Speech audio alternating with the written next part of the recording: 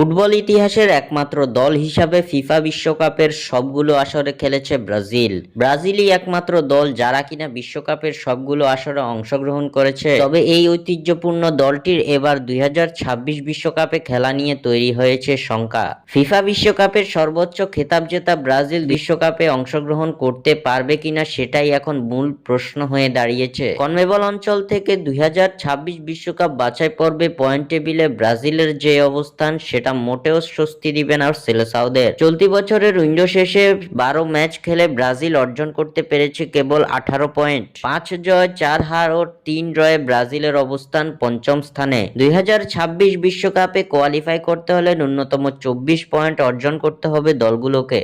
অর্থাৎ 24 পয়েন্ট অর্জন করা থেকে ব্রাজিল দূরে আছে এখনো 6 পয়েন্ট। বিশ্বকাপ বাছাই পর্বে ব্রাজিলের হাতে বাকি আছে 6 ম্যাচ। 2026 বিশ্বকাপে খেলতে হলে সেলেসাওদের এই 6 ম্যাচে থাকতে হবে অপরাজিত।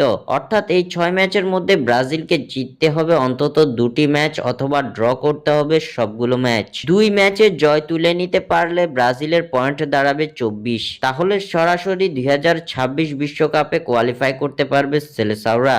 আর এই 6 ম্যাচ খেলেও ব্রাজিল যদি পয়েন্ট টেবিলের শীর্ষ 6-এ অবস্থান করতে না পারে তাহলে তাদের খেলতে হবে ইন্টার কনফেডারেশন প্লে অফ। সেখানে জিতলেই কেবল 2026 বিশ্বকাপে খেলতে পারবে 5 বারের বিশ্ব চ্যাম্পিয়নরা। বিশ্বকাপ বাছাই পর্বে ব্রাজিল তাদের পরবর্তী ম্যাচ খেলবে আগামী বছর মার্চ মাসে। ব্রাজিলের পরবর্তী 6 ম্যাচের প্রতিপক্ষ যথাক্রমে Colombia, Argentina, Ecuador, Paraguay, Chile ও বলিভিয়া। সুতরাং কাজটি কঠিন হতে যাচ্ছে ব্রাজিলের জন্য। স্বাক্ষর থেকে সাদবিন ইসলাম।